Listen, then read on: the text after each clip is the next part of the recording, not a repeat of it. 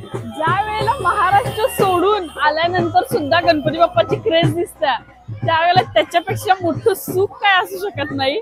इथून मी आता हरिद्वार मध्ये आहे आणि हरिद्वार मध्ये इथं पण गणपती बसवले जातात. एवढ्या मोठ्या प्रमाणात इकडे विसर्जनाचा कार्यक्रम चाललाय आणि इथं एकदम पारंपरिक ढोल वाजवून गणपती बाप्पाचं विसर्जन करायला लागलेत. खूप छान आहे. मी दाखवते एक मिनिट. Wait guys weight.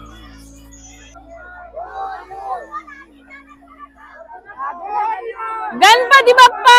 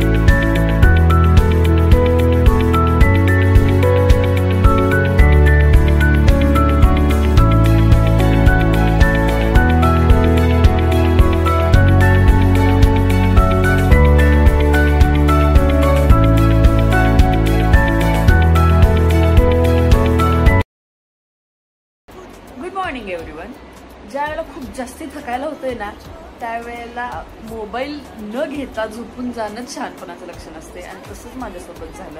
एक तर अर्ली मॉर्निंगची फ्लाईट होती त्यामुळं काही करून आम्हाला 3 वाजता उठणं गरजेचं होतं, कारण आमच्या घरापासून अकोटी स्टेशनपासून आम्हाला लोहगावला जायचं होतं.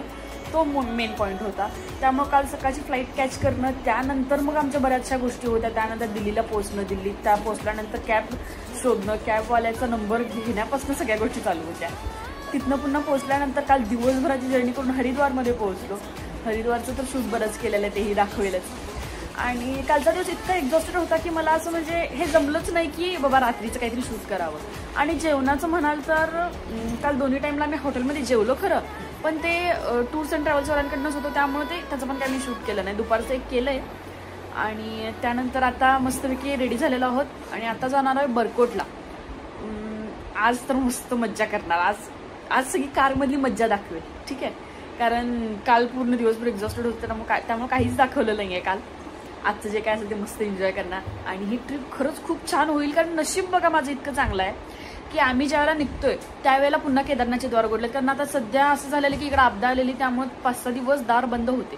जे लोक या पिरियडमध्ये आलेले म्हणजे गणेशोत्सवाच्या पिरियडमध्ये आलेले ना, त्यांचं बऱ्याच जणांचं दर्शन झालेलं नव्हतं. त्यांना केदारनाथला वर जायलाच मिळालेलं नव्हतं. त्यामध्ये बाकीचे सगळे फिरत बसलेले. आमच्या बाबतीत तसं काही झालेलं नाही आहे. आम्हाला खूप छान दर्शन होणार आहे. Ganpati Bappa Morya. Boys in the house. नहीं, only 2 boys in the house. Third वाला किधर गया? थर्ड वाला आ रहा है. ये जो बंदा है ये जाते समय तक बहुत मार खाएगा मेरे से, बहुत ज्यादा. कारण आता मस्त कालच्या अंकलची लाईन मला आता आणखीन एक छान ढाब्याचं नाव काय आहे या, एक मिनिट गाईज. मुरथल वालों का 90s ढाबा. मस्तपैकी 200-200 रुपयाला नाश्ता आहे. काय उत्तप्पा जरी घेतला तरी 195 रुपीजला, छोले भटुरे जरी घेतला तरी 195 रुपीजला, तुम्ही मसाला डोसा घेतला तरी 190. म्हणजे यांचं सगळं ते ठरलेलंच आहे. त्यामुळे इथं मस्तपैकी नाश्ता घेतलाय. आता खायला चालू करणार. उत्तप्पा आहे, छोले भटुरे, पनीर पराठा आणि डोसा. नाश्ता दाखवतो, वेट. भूखोने चालू भी कर दिया. इनके पेट में ऐसी कैसी आग लगी थी क्या मालूम. होय रे, एवढी भूक लागलेली. कसा आहे दादा? आई छान नाश्ता. गुड. ये सुनो, नाश्ता कैसा लगा?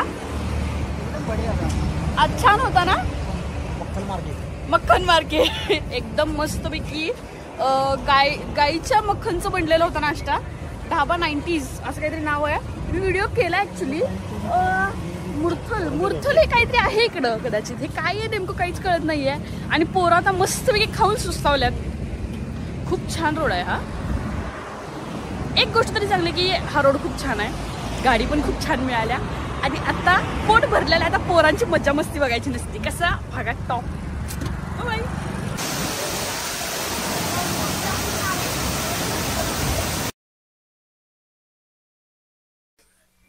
हा आहे केम्प्टी वॉटरफॉल जो की मसुरीमध्ये येतो.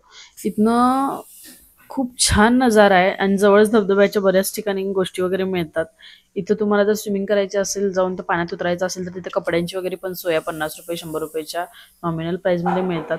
शॉपिंगसाठी पण इकडे बरंच ऑप्शन्स आहेत. या पर्सची वगैरे प्राइस ती 700-800 पुढे सांगत होती, त्यामुळे आम्ही काही खरेदी केली नाही. आम्हाला जेवढ्या गोष्टी फक्त फ्रीज मॅग्नेट वगैरे पाहिजे होते, ज्या गोष्टी रिजनेबल रेट्समध्ये होत्या तेवढ्या आम्ही खरेदी केली. मसुरीचा हा पॉईंट जर तुम्ही पॅकेज जर केलं तर ते दाखवतात. म्हणजे काय काय असे पॉईंट्स आहेत ते दाखवतात. आणि तुम्ही इकडं येऊन नक्कीच एन्जॉय कराल. पाणी जर आवडत असेल तर तुम्ही मस्तपैकी खेळू शकता. थांबा जाताय की काय. आता इकडून पुढे जे काय असेल ते ॲडव्हेंचर खरं चालू होणार आहे. आत्ता फक्त पार्ट 2 झालाय. पार्ट 3-4 पासून बघा काय काय कांड केलेत ते. Stay tune.